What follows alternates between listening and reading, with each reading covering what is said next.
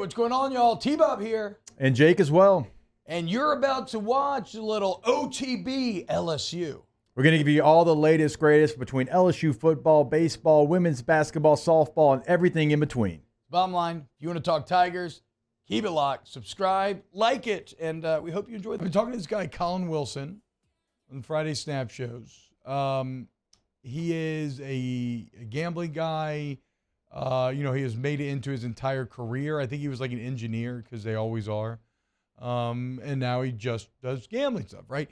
And so he has these analytical charts that he breaks down games with where he has his own system that weighs a lot of metrics like rushing success, passing success, havoc allowed. Havoc is like, think like TFLs, pressures, stuff like that. Anytime you hear like rushing success or passing success, that is just, are you hitting like the metric of what you should be gaining on that down for what is average for that play? I don't think you're going to have to really understand exactly what all these metrics mean to know what a poor picture they paint. So let's just start to go through some of the list here. Right now, if you look at the Pro Football Focus tackling rankings, LSU is 100. Remember, this is all out of 133 teams in the country. LSU is 107th in the country. If you look at rushing success rate, this is defending the run on like a per play basis. They are 91st in the country. Passing success, 99th in the country. Coverage, 107th in the country. Big plays allowed, 123rd in the country. Quality drives allowed, 103rd in the country. Finishing drives, which is the percentage of times that your opponent's drives end in points. And what Colin has told me, Jake, when you are trying to figure out, because like when he got into this whole gambling thing, his whole deal was like, okay, I want to figure out garbage time. Like that's how the money is going to be made, right? Yeah, on these big spreads and everything else. And what he kind of hit on as being the single biggest indicator is this stat, finishing drives.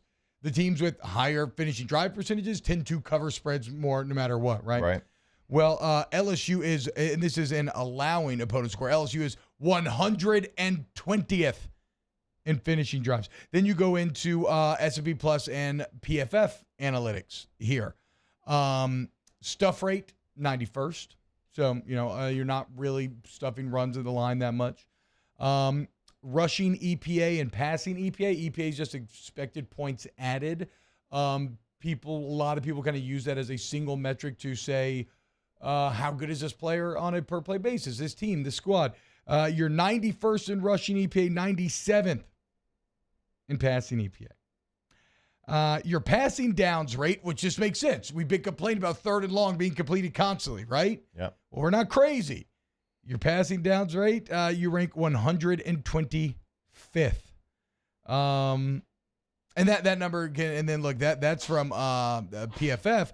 S&P Plus has your passing downs rate 132nd, passing down success rate 120th, passing down explosiveness allowed 118. And you can keep doing this.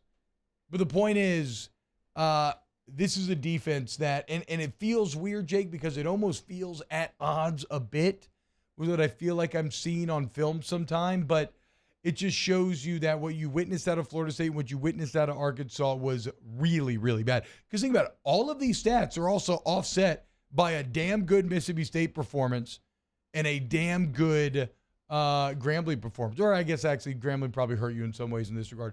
But the point is, like, because a lot of this is opponent adjusted as well.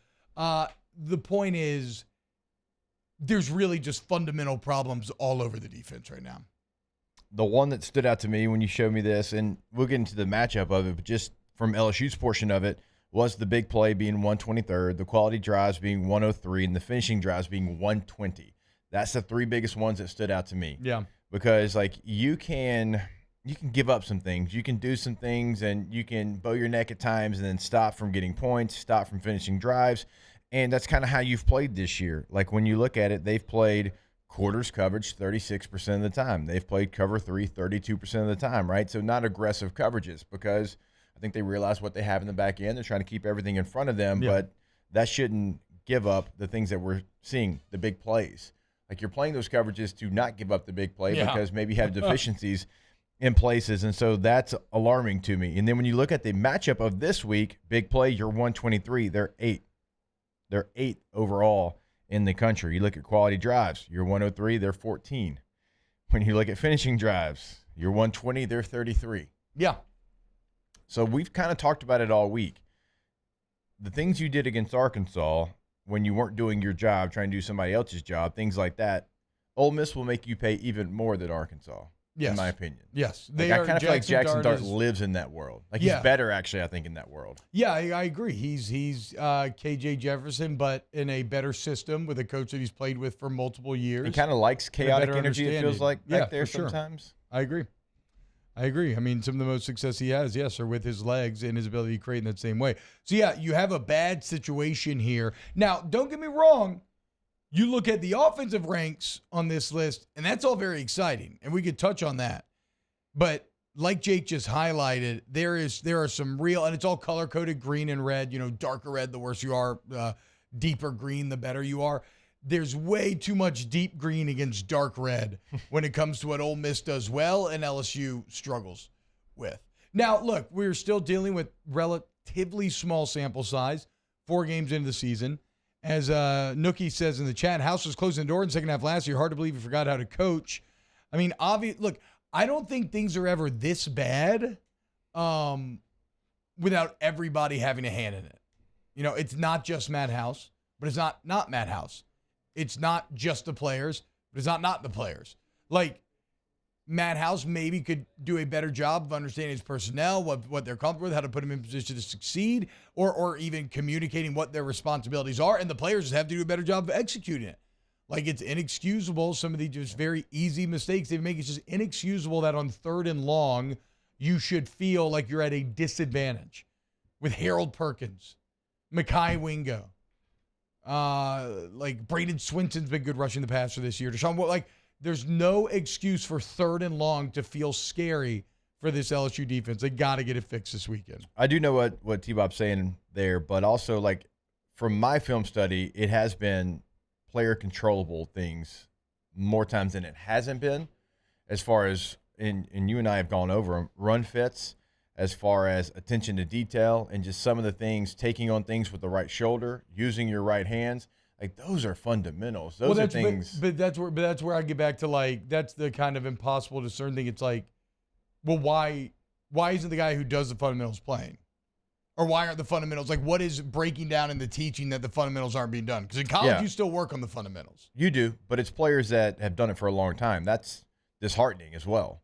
Like, it's players you've seen do it the other way. And so, like, why are you doing it that way now? And so, look, if you're playing these coverages that are supposed to, you know, kind of be a little safe and they're not working, then that's where we get into the situation of schematics of it. Okay, well, hey, if it ain't working, I realize that it's supposed to be that, but if it's not doing that, then you got to go do something else. So yesterday, Brian Kelly was asked about the defense's inability to get off the field on 3rd down, and it kind of, his answer, I would say, kind of addresses and encapsulates everything that's going on in the defense right here. So here's what BK had to say he views as the issues of getting off the field. Yeah, it's been a myriad of different things, and primarily, if I could break them down, they're really fundamental at their core. It's pass rush lanes. It's not being great at open field tackling. You know, trying to go with the knockout punch instead of getting the man on the ground. Coming out of coverage. It's a litany of really fundamentals that we've really had to drill down on hard this week. And really, I don't want to say, not put a lot in the playbook, but quite frankly, just really get down to the basic principles of playing good, fundamentally sound defense. Because if we're in good, fundamentally sound defensive structure, we're going to get off the field in many of these 3rd downs. So that's what we really had to focus on this week. So much interesting there to me, Jake. First off, everything you just said in terms of the problems absolutely supports everything we just read statistically. secondly, it seems like they've almost had to accept, you know what? Instead of trying to get in the perfect play, and trying to make the big play and try to get the big, like, let's just be okay. Like, the offense is so good that if you get the defense to average, then that's fine for now. Like, you will win this game if you're able to do that. And it sounds like kind of what we were talking about, Jake. I don't know if maybe this comes from, like, it's going to be real weird being Matt House coming from an NFL background where you can tailor things and customize things to such an extent week to week. I'm not saying that happened here because he had a full, he's had coached plenty in college as well. But it definitely sounds like he's had to present a very streamlined, slim version of the game plan this week, right? Yeah. Like, okay, maybe this isn't going to help us exploit anything great, but we are more talented on a man-to-man basis. So let's just, like, be okay and then let the offense carry the day. Cliche, the old Belichick, keep it simple, stupid, KISS method. A lot of success there in New England, and that was always his thought process. Yeah. Like, figure out what you do or don't do, and then you got to go out there and you just got to play to the athletes that you have. And so it might sound, when you hear something like that, it might be like, oh, man, so we're going to get a vanilla. But That's fine. to everything that he just said, like, maybe you have to. Yeah. Because you're having so many. It's not even it's not missed assignments. Like, we've sat here, we've had film on behind us before. We've talked about, all right, these guys are playing quarter halves. This one guy's playing quarters, and that's the reason why. It's not even really that. So it's not missed assignments, in my opinion. It's everything that he was talking about. It's, doing the things that the defense doesn't call for. Like, it's not a missed assignment to get out of your rush lane. It's just you doing something as an individual and not a team. It's individual to try to come up and tackle the quarterback when he's running and not stay in your coverage. Yeah. Like, I don't consider that really a missed assignment. You don't call that MA? I don't really call that a missed assignment. When a play like that breaks down, right? Because initially you had the right assignment. It's you trying to do too much individually and not enough for the team. Same thing with pass rush lanes. You've seen it before, T, where a guy knows he's got, an outside rush contain kind of situation, but he sees a little bit of a gap there in between the tackle and guard. He thinks he can get in that gap in his rush lane and get to the quarterback before the quarterback gets out of the pocket. Well, you can't. He's outside the pocket, and now the play lives on for 3 more seconds. Yeah. And then a breakdown in coverage happens, and you end up getting burned. So I like this as a schematic adjustment. I like this as a strategic look. Okay, let's admit who we are, admit what we're doing wrong, and understand that maybe the best path forward for this game is to just hyper dumb things down, play defenses that can account for a lot, and you'll give up some, but hopefully in the end you won't give up as many because you're just playing better fundamentals. Guys are in better position to make tackles. Like Jake said, rush lanes are respected. So Jackson Dart's having to try and stay in the pocket and make plays from the pocket, even if it means he has a little extra time in the pocket. The zone coverage has to be better. So we will see with the defense. Wow, Jake, what incredible takes. Those guys, they're just the best. I think so. And if you think so, again, hit the like button, subscribe, ring the bell so you get notifications when we post every single day here on OTB LSU.